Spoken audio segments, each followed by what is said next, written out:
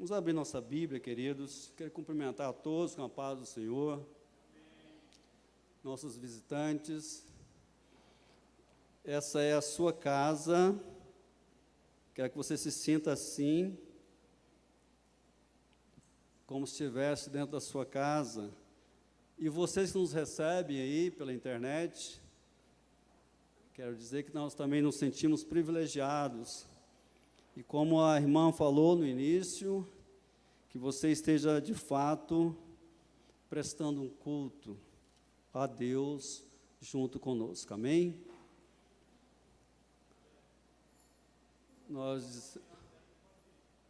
As criancinhas que estão aqui dentro, a professora já está lá, você pode se dirigir, viu, papai, titia, pode mandar suas crianças, já saíram todas, né? Vamos abrir a palavra, então, lá no finalzinho, a Epístola Universal, escrita por Tiago.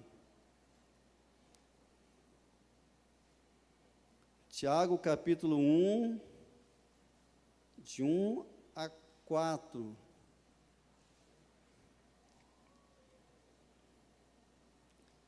Hoje, o repertório aqui do louvor foi muito joia. Nos remeteu ao início da nossa fé.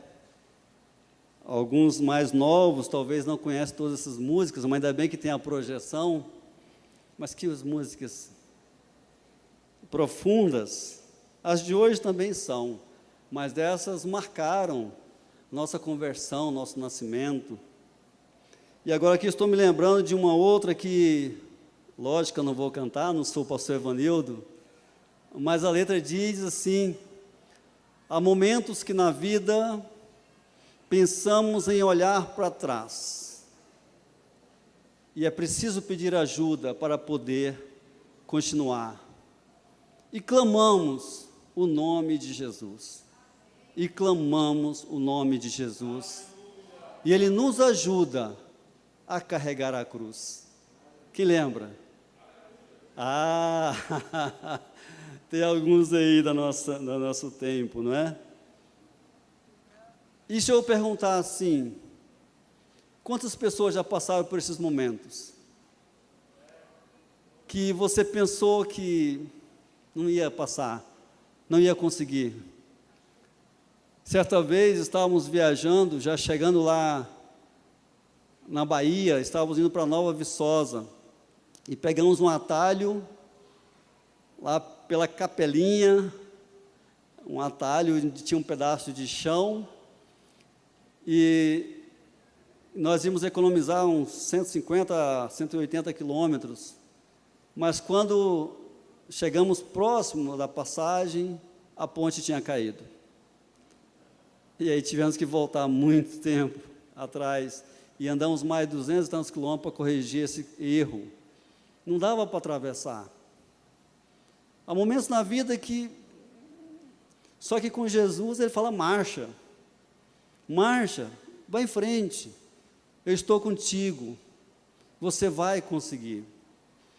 Na escola dominical nós ouvimos a professora falar que nós passamos a ser mortais depois que o pecado entrou no mundo, lá no início, quando Adão pecou. E nós passamos então a sermos mortais. E os nossos órgãos vão se deteriorando, vão se enfraquecendo como peças de carro. E então nós ficamos doentes e por vezes nós morremos. Alguns mais jovens, outros com ditosa velhice, mas nós morremos. E foi dito também nas últimas lições que as intempéries, elas vêm. Acontece nas nossas vidas, os traumas, as más notícias, as perdas, as falências, o desemprego, o desligamento, por vezes o divórcio, enfim, as tragédias, elas ocorrem. E parece que elas são inevitáveis. E elas não escolhem credo, sexo, posição social, todos nós estamos sujeitos às intempéries da vida. Todos nós. E aí nós clamamos o nome de Jesus. E Ele nos ajuda a atravessar. Amém? E a promessa é que nós vamos chegar do outro lado. Você crê nisso? Amém? Vamos ver esses 4 versículos e o que Deus tem a falar para o meu e para o seu coração essa noite. Tiago, servo de Deus e do Senhor Jesus Cristo, as 11 tribos que andam dispersos, saúde. Na minha versão fala assim, versículo 2, meus irmãos, tende grande gozo quando cairdes em várias tentações, ou quando passares por várias provações, sabendo que a prova da vossa fé obra a paciência. Tenha, porém, a paciência a sua obra perfeita, para que sejais perfeitos e completos, sem faltar em alguma, ou coisa alguma. Em outra versão fala, sabendo que a prova da vossa fé, ela produz a perseverança.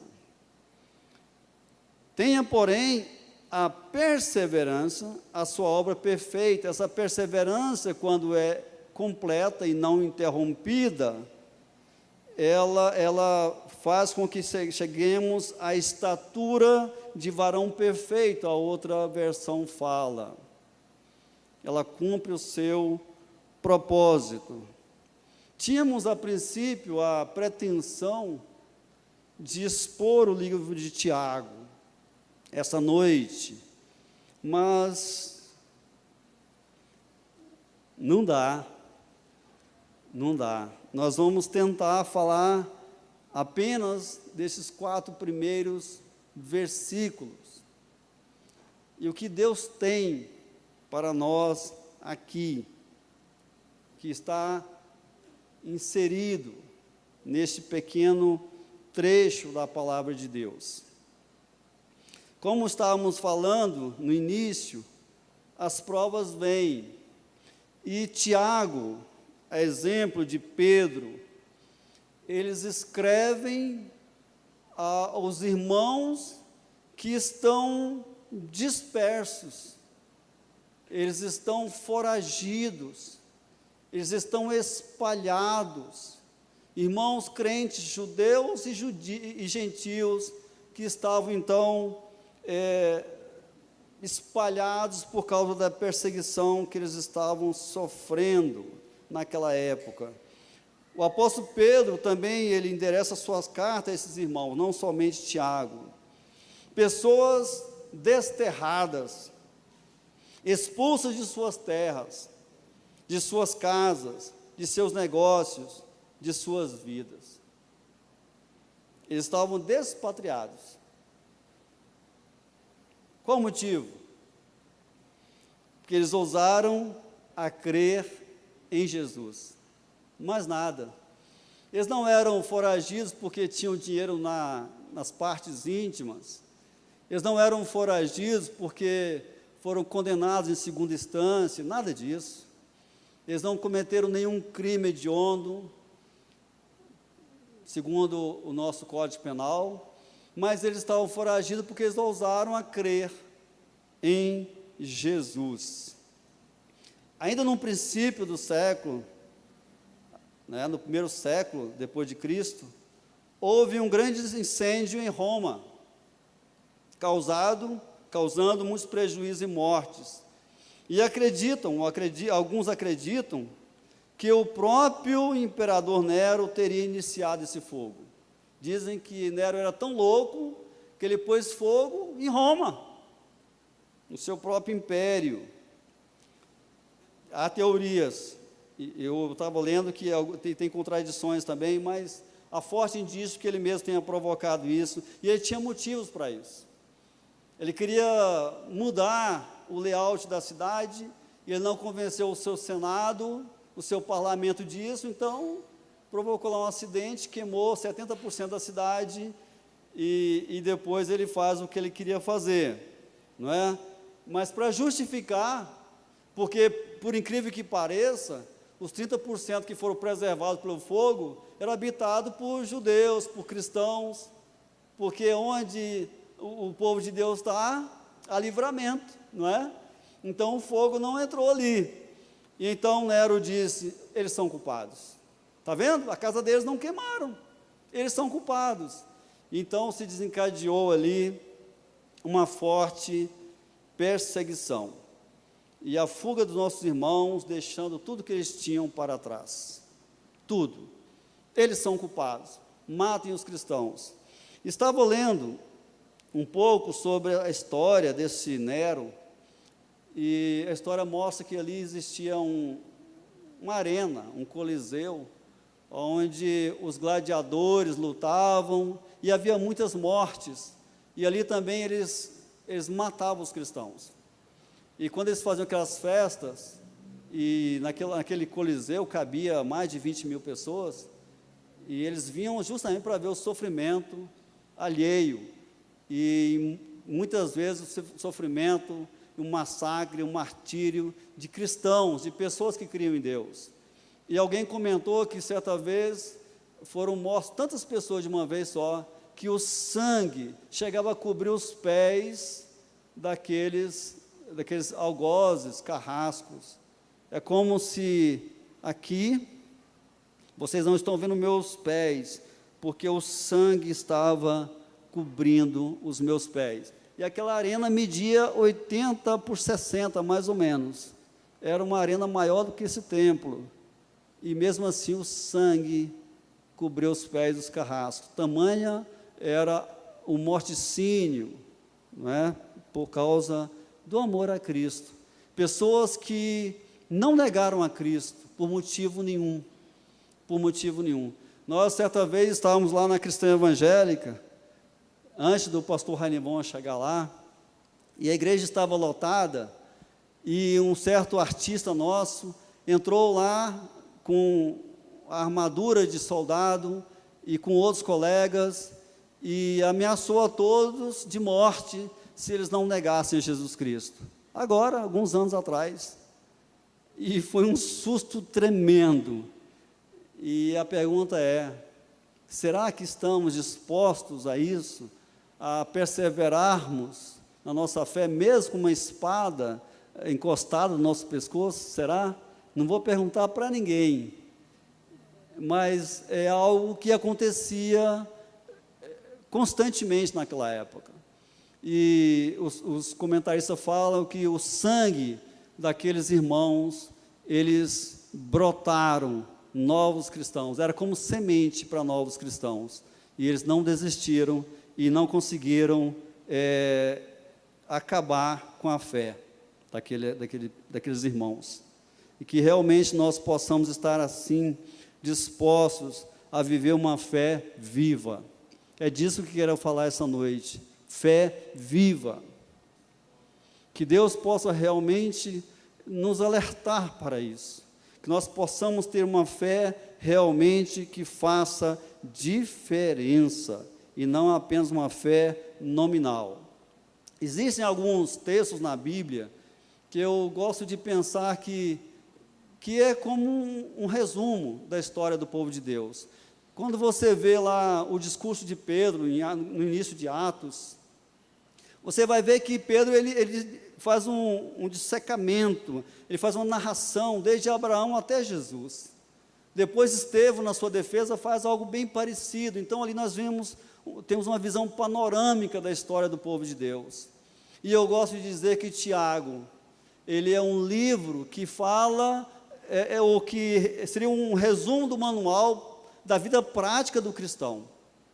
Tiago, se você tiver intencionado a saber como viver a sua vida cristã, às vezes você não teve o privilégio de ser discipulado, às vezes você não teve o privilégio de ser instruído, mas você está interessado em levar uma vida pia diante de Deus, uma vida fiel diante de Deus, estude o livro de Tiago.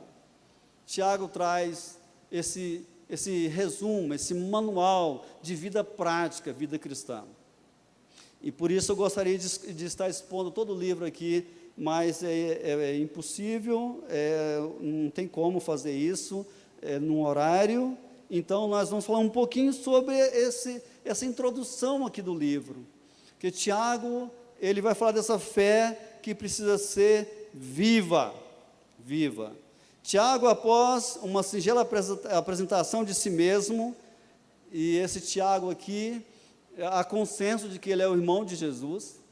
Existia vários Tiagos na época, tinha o apóstolo Tiago, mas esse aqui é o irmão de Jesus. Há consenso nisso, há também alguns que pensam diferente, mas a maioria acha que realmente esse Tiago aqui é o irmão de Jesus. E ele não usa disso, ele não é pretensioso aqui, ele não usou essa QI, não é? Ele não se apresenta como sendo o irmão de Jesus. Ele não precisa dessa credibilidade terceirizada, né? Tem muitas pessoas que chegam e mostram logo a carteira: eu sou crente, eu sou pastor, não é? E quer ter aceitação, mas Tiago, ele foi singelo, ele fala: olha, eu sou servo, o apóstolo de Jesus Cristo, por vontade de Deus.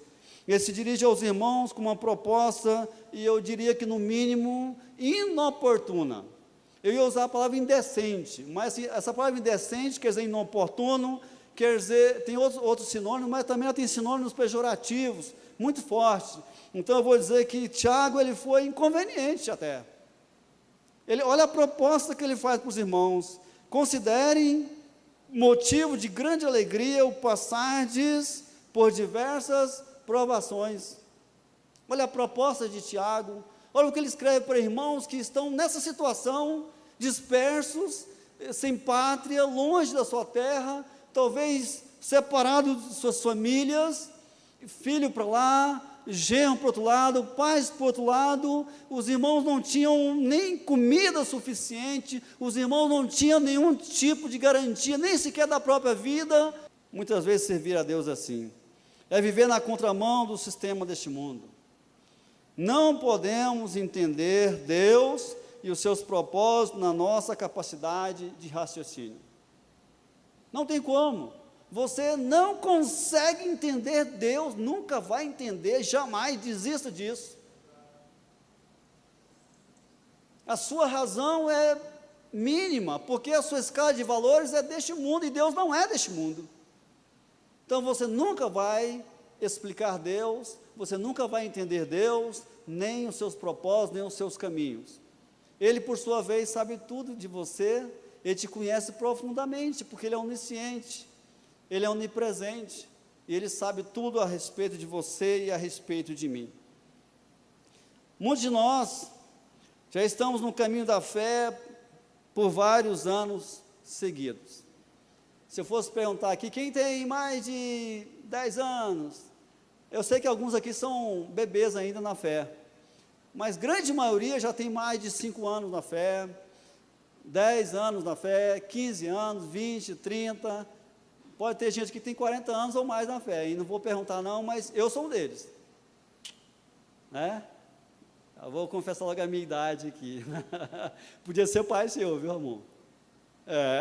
Só de vida cristã, já vou completar agora 42 anos. Né? Glória a Deus, né? E eu me converti com quantos anos então, hein, gente? Nenenzinho, bebezinho? Não. Eu já estava fazendo estripulia por aí. Eu me converti com 17 anos, agora não façam a conta. Em maio, nós estaremos completando essa era aí, se Deus permitir, né, se Ele não voltar antes. Mas então, se esses cristãos que estão há muito tempo no caminho, são zelosos, já leram a Bíblia, muitas vezes, ou pelo menos uma vez, a Bíblia toda,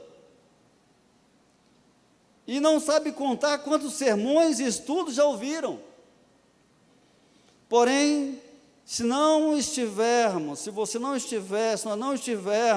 vivendo uma fé prática no nosso dia a dia, tudo isso foi em vão e precisamos recomeçar todo o processo. Todo o processo. A palavra tem que encontrar terra fértil em nossos corações, disposição para sermos moldados, mudados, transformados, redarguidos, corrigidos, ensinados, instruídos. Quantos sermões eu já ouvi nesses 42 anos de vida? Quantos encontros, simpósios, seminários, congressos já participamos? Quantas escolas bíblicas dominical, e eu gosto da escola dominical, sou aluno assíduo. Quando não estou na EBD, domingo de manhã, devo estar fora da cidade, ou extremamente prostrado por ou enfermidade, ou cansaço. Não é normal que eu falte à escola bíblica dominical. Então, quantas vezes eu já fui instruído pela palavra? Mas se isso, querido, não redundar em prática cotidiana na minha vida, é inócuo. Fico me lembrando aqui lá de Marcos capítulo 10, o jovem rico, ele vem: bom mestre, que farei eu para herdar a vida eterna? Jesus fala: bom, por que me chamas bom? Já experimentou para saber se é bom?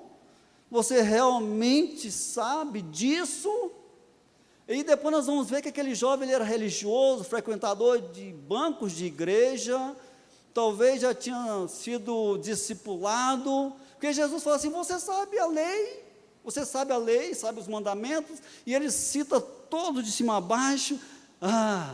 Jesus vai falar que eu já estarei com ele no paraíso, né, quando ele for, igual falou lá, né? Mas Jesus, ele olha dentro daquele jovem. Gosto muito daquela expressão, Jesus fitando-o. Jesus olha dentro dele, porque Jesus é onisciente, e fala: te falta alguma coisa. Você ainda está preso nos valores deste mundo. Você ainda não deixou que eu fosse o Senhor da sua vida. Você ainda não deixou que eu comandasse os seus projetos, os seus planos, os seus pensamentos, os seus sentimentos. Você ainda não me tem como Senhor da sua vida. Quer ver uma prova? Vai, vende tudo que você tem, distribua para os pobres, depois você pode me seguir. O que aconteceu? Aquele jovem, desanimado, saiu triste, cabisbaixo. Ele abriu mão daquela questão de ser salvo, daquela questão de seguir a Jesus. Ele conhecia só por fora.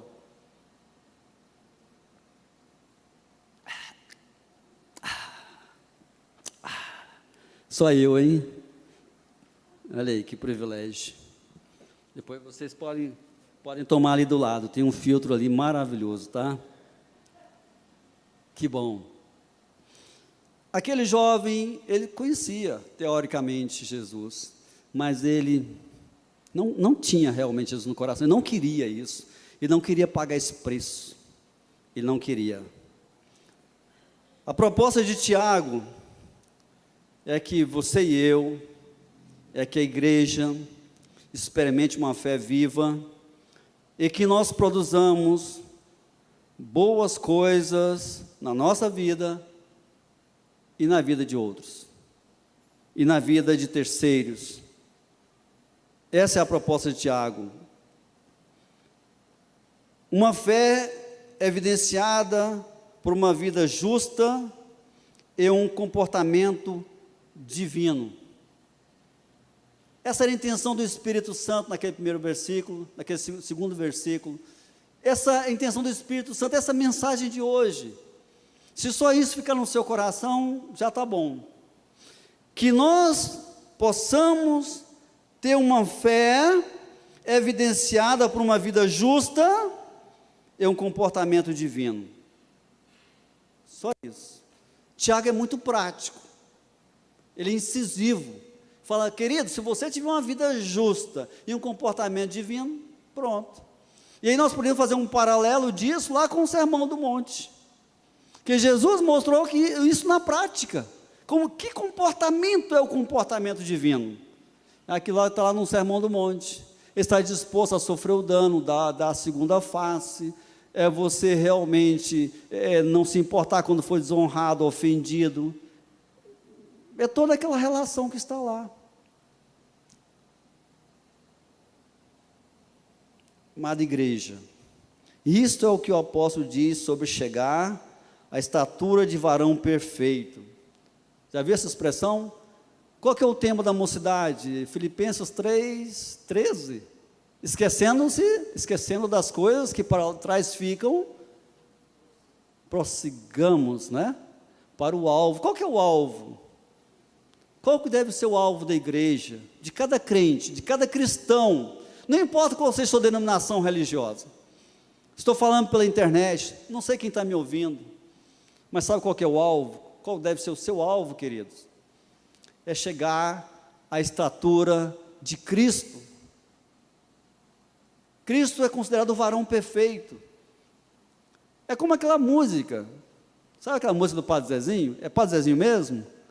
Amar como Jesus amou, é isso mesmo. Lembra do Padre Zezinho? Vocês lembram? É música famosa, é best-seller, mesmo que você não é católico, você sabe. Amar como Jesus amou, viver como Ele viveu, sentir o que Jesus sentia, sorrir como Jesus sorria, e ao chegar ao fim do dia, eu sei que eu dormiria muito mais feliz. Tem um livro, se não me engano, o líder da mocidade estava falando sobre isso outro dia, que vai providenciar. Que faria Jesus nos seus passos? Que faria Jesus nos seus passos? Eu li esse livro, parece que é o filme, né, que ele estava mencionando o filme. Eu falei, eu li o livro. Isso aconteceu, essa história aconteceu numa cidadezinha lá dos Estados Unidos. E um homem, ele ousou pôr isso em prática. Eu só vou fazer daqui para frente aquilo que Jesus faria se estivesse no meu lugar. Eu vou roubar uma flor aqui do altar. Jesus faria isso? Não, então não vou fazer isso. Eu vou jogar lixo do lado da casa do meu vizinho. Jesus faria isso? Não, eu não vou fazer porque não faria. E assim ele foi colocando todas as coisas da vida dele. Só que ele era proprietário do maior jornal da cidade. E aí vinha aqueles anunciantes que é quem sustenta o jornal, e vinha anunciar propagandas enganosas. E ele disse, Jesus, ele não colocaria esse anúncio no jornal dele, então não vou colocar. E ele perdeu um grande anunciante. E depois anúncios de casa, de encontros e de prostituição, tudo que era para ser anunciado no seu jornal, e que ele entendesse que Jesus não faria, ele recusou. Conclusão, o jornal dele foi falindo, ele foi despedindo os funcionários, e já estava para entregar o prédio, ele ia ter que fechar as portas. Mas Jesus, queridos, não deixa você na chapada, aleluia. Ele não deixa você na chapada. E diz o livro lá que de repente, quando na hora H, né, eu vou me lembrar também, Reinaldo, daqueles filmes lá de cowboy, na hora H, a cavalaria aparece. E aí se mudou para aquela cidade uma rede enorme lá de supermercado, tipo um Marcos da vida, um Atacadão, Bretas, e o proprietário era crente, queridos, ele era cristão, e ele tinha o mesmo propósito, de só andar nos caminhos de Jesus. Aí passou a anunciar no jornal dele, e ele começou a ganhar visibilidade, e outras empresas vieram, e concordaram com os termos dele, e o jornal triplicou de tamanho. Vale a pena andar nos caminhos de Jesus, vale a pena servir esse Jesus, queridos, vale a pena, uma vida que realmente evidencia a justiça e o comportamento divino. Amada igreja, isso é o que o apóstolo diz, né, sobre ser um varão perfeito. Se todos os cristãos buscarem viver uma vida justa e terem um comportamento divino, então a missão da igreja estará cumprida e os templos passariam a estar abarrotados de pessoas sedentas para receberem a palavra e ser como você é. Lembra de Atos 2, 42 em diante? Os irmãos não precisavam sair nas praças pregando. Só o comportamento daqueles queridos crentes já atraíam outras pessoas, e eles vinham se entregando na frente. Eu quero ser crente, eu quero ser crente, eu quero ser como esses irmãos, eu quero essa vida para mim, eu também quero esse gozo, eu quero essa paz, eu quero essa alegria, eu quero esse entusiasmo, eu quero essa vida para mim. Só pelo testemunho daqueles cristãos. Amém, queridos? Um dia, eu não está anotado aqui não, mas eu vou falar, viu, pastor Ivanildo? Uma das primeiras aulas que nós ministramos aqui nessa igreja, o pastor Ivanildo estava ali, depois que ele veio para cá, e eu escandalizei o pastor Ivanildo. Eu disse aqui, na escola dominical, que a culpa de estarem ainda acontecendo assassinatos, e todo tipo de pecado, de roubos, de pedofilia, e de traições, era culpa minha, e da igreja, e dos pastores, era culpa de vocês crentes. Eu disse isso na escola dominical. Sabe por quê, queridos? A nossa inércia, a nossa ineficácia, a nossa frieza e acomodação, tornam o evangelho inoperante e impotente perante uma nação perversa, pecaminosa e separada, destituída do amor de Deus. Depois eu tive que explicar para o pastor Evanildo isso.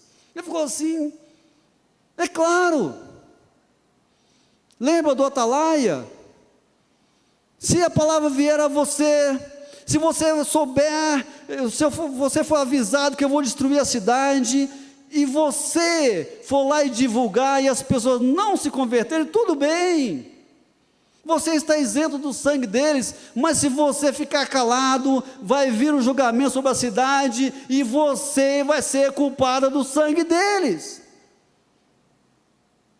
Não dá para fugir dessa realidade, não dá para ser meio termo, não dá para ser mais ou menos cristão, não dá para crer devagarzinho, é tudo ou nada.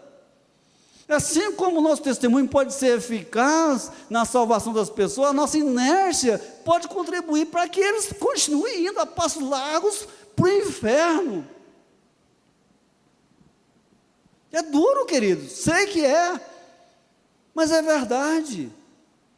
Fale e não te cales, porque se calares, até as pedras clamarão. Às vezes a pessoa está do seu lado, morando com você, indo para a escola, trabalhando com você, e você fica calado. Você tem um antídoto. Se tivesse um remédio já contra o coronavírus, e o pessoal tivesse lá no bolso, escondido, milhares de pessoas morrendo e o remédio está na sua mão. É justo?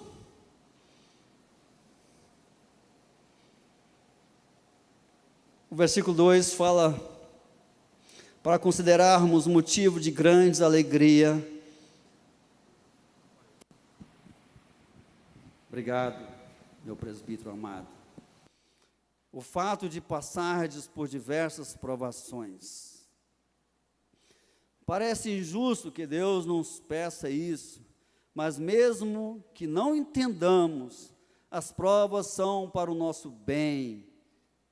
Temos que vislumbrar o valor dessas provas que estão descritas na Bíblia.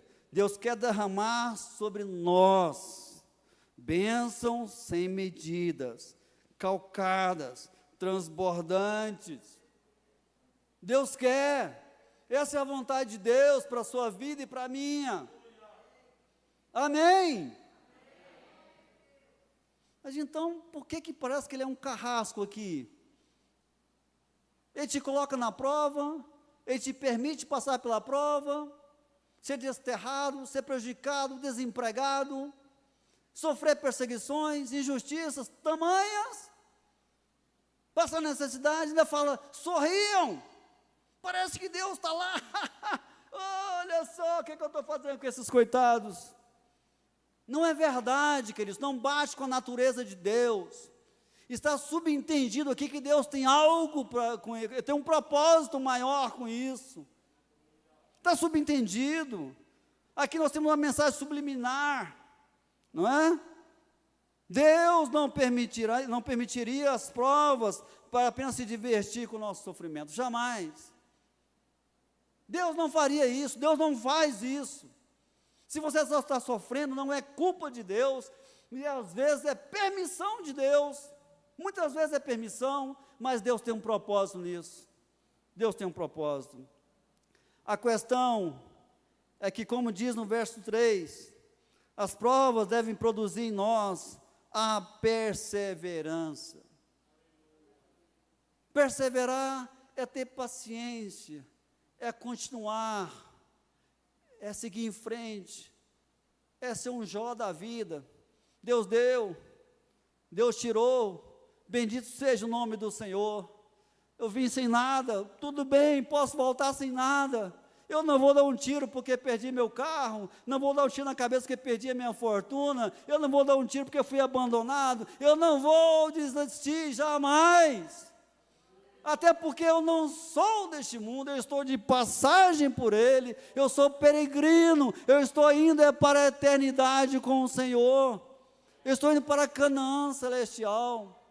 Então você deve, eu devo, nós devemos perseverar, continuar, e essa perseverança, ela tendo a ação completa, ou seja, você não morrendo na praia, como diz o ditado, você não desanimando no meio do caminho, se ela realmente for até o fim, né, ela vai nos tornar maduros e íntegros no mundo espiritual. E aí, nós estaremos aptos para as bênçãos materiais. Olha como que Deus é. Nós estávamos lendo o texto lá do profeta Elias, não é? Ele estava para enfrentar 850 profetas, 450 de Baal e 400 dos postes ídolos. Ele estava prestes a enfrentar essa turma, mas Deus prova ele antes, manda ele ir para um certo lugar, na seca, e ali ele teria que ser alimentado por corvos, e beber de uma fonte que depois ia secar, e ele ia ficar só, ele passa por tudo isso, depois vai ser alimentado por uma viúva, e tem toda uma trajetória, e ele chega no Monte Horebe, e lá quando ele enfrenta aqueles profetas, Deus manifesta a glória dele através da vida daquele profeta, e desce fogo do céu, e ele realmente faz a obra, ele alcança a bênção. Certamente Deus tem um propósito com essas lutas que a gente passa de vez em quando. Deus não deseja, querido, olha só essa verdade aqui, Deus não deseja nos abençoar no natural, além do que já estamos no espiritual. As coisas primeiramente são conquistadas em cima, no espiritual, e depois vai somatizar. Hoje nós vimos aqui na escola dominical as doenças psicossomáticas, as bênçãos também são assim. Nós desejamos, nós pedimos a Deus, Ele opera no nosso espiritual, Ele nos prepara e depois nos agracia. Amém? Devemos nos sujeitar a isso. Isso certamente, querido, nos abençoar só no material não seria bom para nós. Não seria. Inverter a ordem das coisas. É perfeitamente natural estranharmos as provas, claro que é. Principalmente quando parece aos nossos olhos que estamos fazendo tudo certo. Porque quando a gente está errado, e vem uma prova, e vem uma dificuldade, logo a justiça a prova vai falar assim, aí ó, aprontou, veio a prova, veio o problema. Mas quando a gente, aparentemente, a gente acha que está tudo certinho, e vem o problema, a gente estranha, e isso é normal a gente estranhar. A culpa não é sua.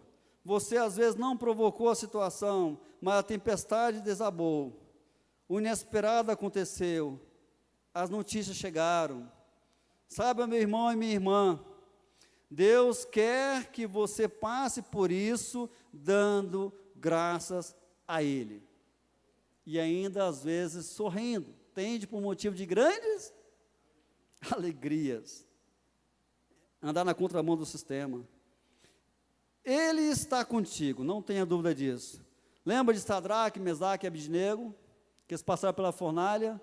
Eles saíram da fornalha, e nem cheiro de fumaça eles tiraram de lá. Lembra de Daniel? Passou uma noite toda na cova dos leões, e não sofreu nenhum arranhão.